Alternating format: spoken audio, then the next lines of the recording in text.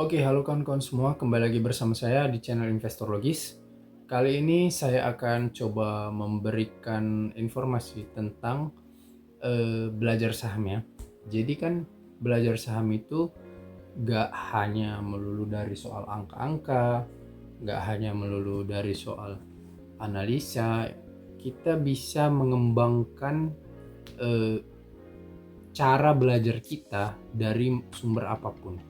Misalnya kita jalan ke pasar, kita lihat banyak ibu-ibu lagi pada beli minyak goreng.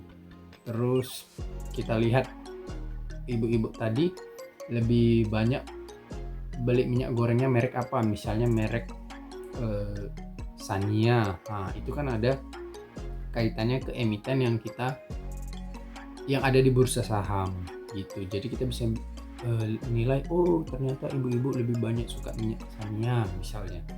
Nah, atau menjelang bulan Ramadan, bulan puasa, loh banyak ibu-ibu yang belanja Roma kelapa ya. Oh, itu berarti produknya Mayora. Berarti banyak orang yang suka produk Mayora, Roma kelapa di bulan puasa. Mungkin untuk berbuka atau bagaimana kan.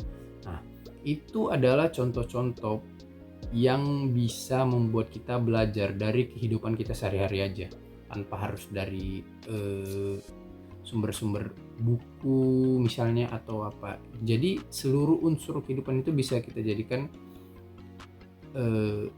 sebagai pelajaran buat memperkokoh ilmu saham kita, ilmu investasi saham kita. Nah, kali ini saya akan coba menambahkan variasi dalam ilmu berinvestasi. Nah, variasi ini saya sebut dengan variasi imajinasi. Nah, jadi saya akan merekomendasikan buat teman-teman sekalian untuk ditonton, dan saya akan merekomendasikan 3 film. Nah, dari tiga film ini masing-masing film ini berkaitan dengan dunia persahaman atau dunia investasi saham. Jadi kita belajar dari menonton film, kita belajar dari film. Itu yang mau saya sampaikan di sini. Nah, tapi di film-film ini saya tidak merekomendasikan untuk kita mencontohnya gitu. Jadi saya hanya mau kita menonton film-film ini supaya kita dapat pengetahuan tambahan sisi gelap dari dunia investasi saham. Nah, jadi di 3 film ini selain menjelaskan ada beberapa sisi gelap dari dunia investasi saham, juga ada menjelaskan pengetahuan atau analisa-analisa atau cara menganalisa masa depan atau cara menganalisa tren. Pokoknya semua ada di 3 film ini unsurnya.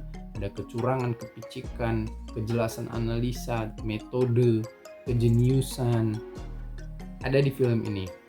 Cara menjual ada juga.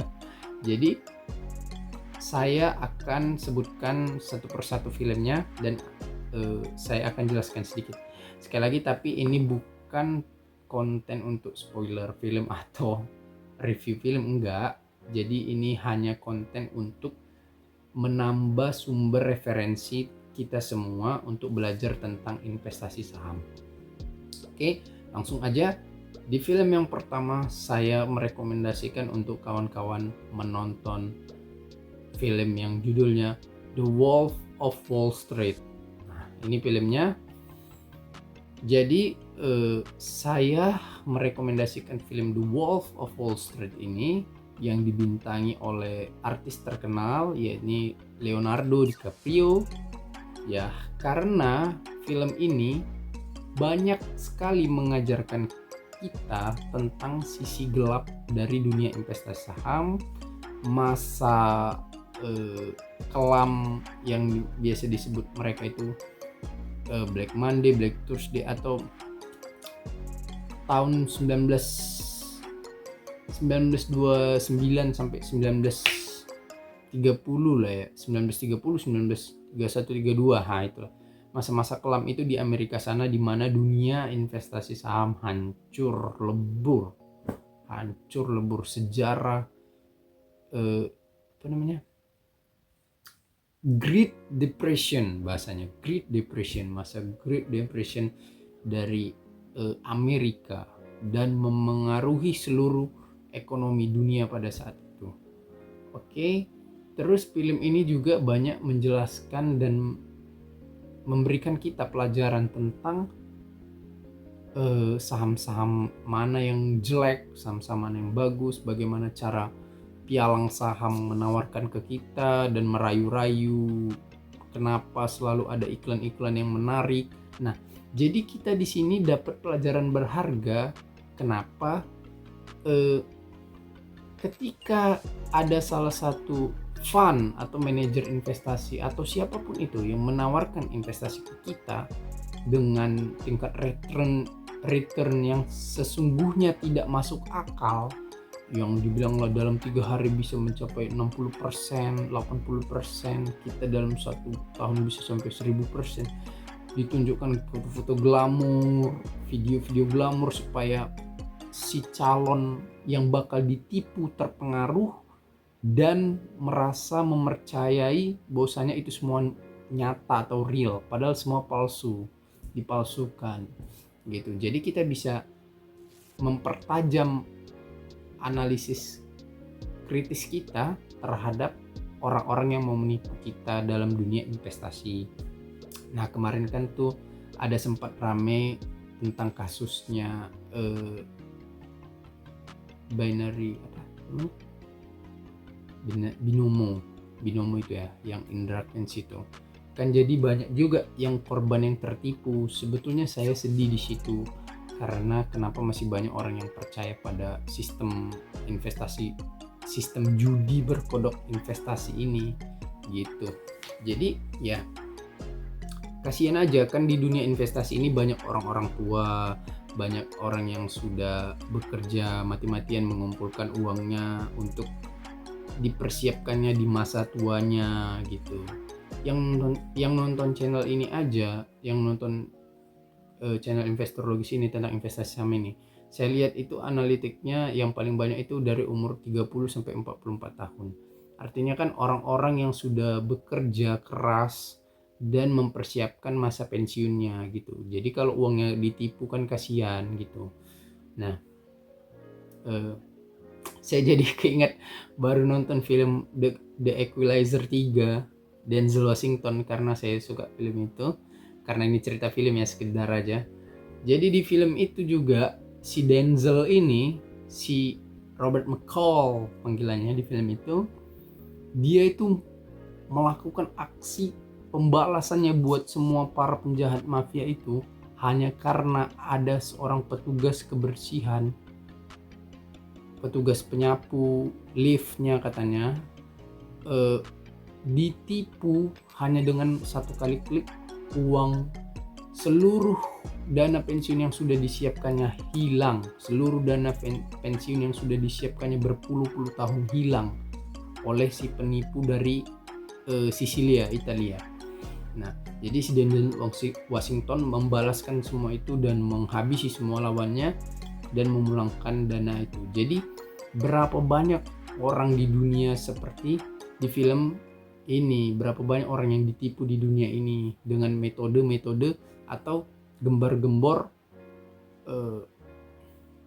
manajer investasi, atau kita bilangnya bukan manajer investasi, semacam orang-orang yang oknum-oknum yang menipu gini lah, dengan menawar-nawarkan produk investasi yang returnnya tidak masuk akal sebetulnya, atau tidak terjamin, atau asal muasal atau cerita atau latar belakangnya dari mana tidak dijelaskan secara rinci gitu, tidak dijelaskan, tidak ada track record, tidak ada sejarah. Kalau kita investasi di bursa saham, Bursa Efek Indonesia, itu sudah ada sejarahnya sejak tahun 1983 kalau nggak salah. Dari Bursa Efek Jakarta, Bursa Efek Surabaya digabung jadi Bursa Efek Indonesia, lahirlah Bursa Saham Indonesia IDX, kemudian ISG berangkat mengarungi semua masa ekonomi sulit 98, 2008, 2020. Jadi punya sejarah dia. Kalau kita investasi saham di IHSG ini punya sejarah latar belakang. Jadi nggak asal-asalan gitu. Returnnya bagaimana caranya, banyak orang yang sudah contohnya sukses secara nyata di dunia nyata, bukan sekedar tipu-tipu gitu. Nah, jadi kembali lagi di film ini, The Wolf of Wall Street ini mengajarkan kita banyak sisi gelap dari dunia investasi saham dan mengajarkan kita sisi gelap dari para broker-broker atau pialang-pialang saham di sekuritas-sekuritas itu gitu. Selanjutnya yang kedua, saya akan merekomendasikan film yang berjudul The Big Short. The Big Short ya. Jadi film The Big Short ini melatar belakangi kisah tentang krisis ekonomi atau sebelum krisis ekonomi tahun 2008 tentang bubble properti itu ya, subprime mortgage itu. Nah, jadi film ini menceritakan tentang orang jenius, seorang investor jenius yang melawan market, melawan pasar yang pada saat itu sedang trending, yaitu properti, rumah, ya kan. Jadi dia menganalisa dan menghitung bahwasannya ini terjadi bubble, maka bubble ini akan pecah. Jadi dia beli obligasi ya, saya kurang paham juga tentang obligasi ini. Dia membeli obligasi yang akan memberikan imbal hasil apabila kredit rumah atau bisnis properti ini hancur gitulah. Jadi sementara pada saat itu sedang hype-hypenya orang beli rumah. Jadi si investor hebat ini dia justru berpikir sebaliknya, dia melawan karena rumah-rumah ini atau bisnis properti ini gak masuk akal gitu. Semua orang bisa kredit rumah, semua orang bisa ngajukan pinjaman di bank untuk kredit rumah sekalipun dia tidak punya penghasilan yang tetap. Jadi tidak ada filter yang kuat yang digunakan oleh pihak bank untuk memberikan kredit untuk si orang tersebut tadi yang gak jelas ini membeli rumah gitu. Jadi dari mana dia bayarnya? Dia nggak bayar, dia sewakan rumah itu atau dia jual lagi karena harga rumah naik terus. Jadi orang cepat-cepatan beli rumah pada saat itu di Amerika.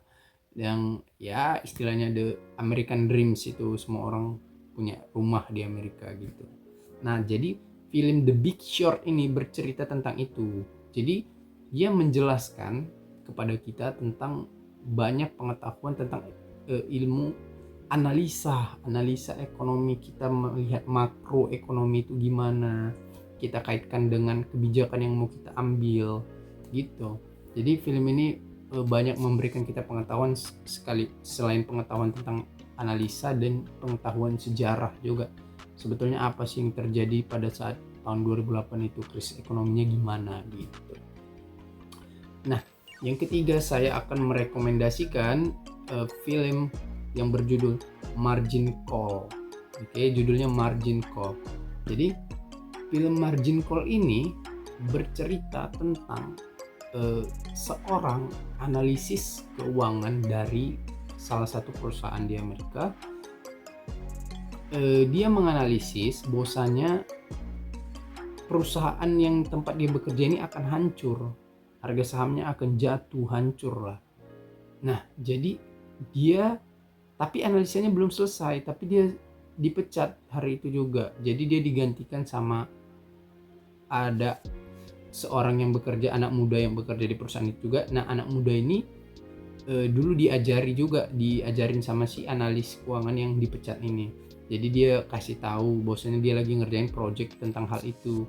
Terus dilanjutin lah sama si anak muda ini. Nah, si anak muda ini berhasil menyelesaikan project yang sudah dinilai sama analis keuangan senior ini, dan dia ngasih tahu ke bos-bosnya bahwasanya saham kita itu, saham perusahaan kita itu akan jatuh karena ini penyebabnya.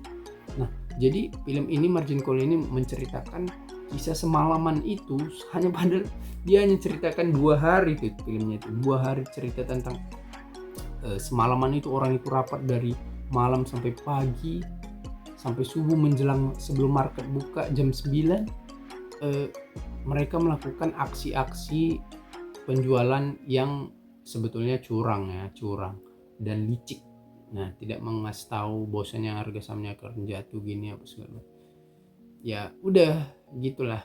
Jadi intinya mereka menjual harga sahamnya dengan murah dan ke banyak bank atau ya manajer investasi dengan harga yang menggiurkan, murah sekali, terus pada dibelikin dan ternyata analisisnya benar, harga sahamnya jatuh hancur, dia jadi tidak terlalu rugi atau juga ada untung, saya kurang tahu detailnya, saya udah lupa ingat juga filmnya. Jadi dia ada untung atau rugi dari penjualan saham tersebut. Jadi yang menanggung kerugian ya banyak yang beli sahamnya baru-baru itu ya, karena harga sahamnya langsung jatuh gitu. Jadi itu saja 3 film yang bisa saya rekomendasikan untuk buat kita sebagai referensi belajar tentang investasi saham di Bursa Efek Indonesia. Semoga bermanfaat dan semoga bisa membantu kawan-kawan semua. Untuk kawan-kawan yang belum subscribe channel ini, silakan subscribe dan jangan lupa klik like, komen, dan share video ini. Terima kasih.